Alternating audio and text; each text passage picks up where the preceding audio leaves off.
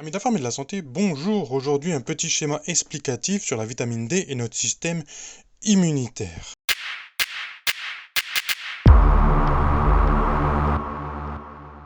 J'espère que vous avez la forme en ce moment. Petit schéma aujourd'hui explicatif. Nous avons ici le macrophage, le grosse cellule immunitaire de notre organisme, et nous avons ici le petit virus qui se balade. Nous sommes dans la circulation sanguine. Ici, le virus a un marqueur, comme beaucoup de virus, quasiment tous les virus. Et ici, nous avons le récepteur de notre macrophage. Alors ici, vous voyez que le virus, avec la signalétique de notre récepteur, va activer la vitamine D. L'enzyme va activer l'enzyme qui va activer la vitamine D qui est dans notre macrophage.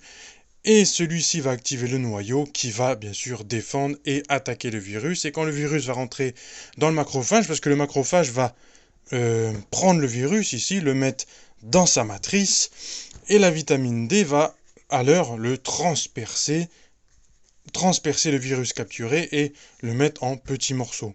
Le macrophage va ainsi pouvoir transporter le virus jusqu'à nos cellules T dans notre système immunitaire et éradiquer le virus et fabriquer des anticorps.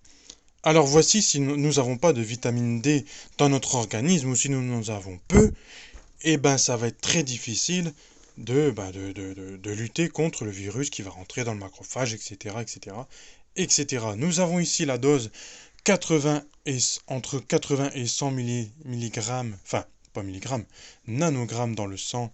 Ça c'est la mesure optimale qu'il faut avoir dans le sang quand vous faites une prise de sang par exemple. Alors si vous faites une prise de sang de la vitamine D, elle n'est pas remboursée, hein. La vraie santé est payante, malgré ce qu'on veut nous faire croire.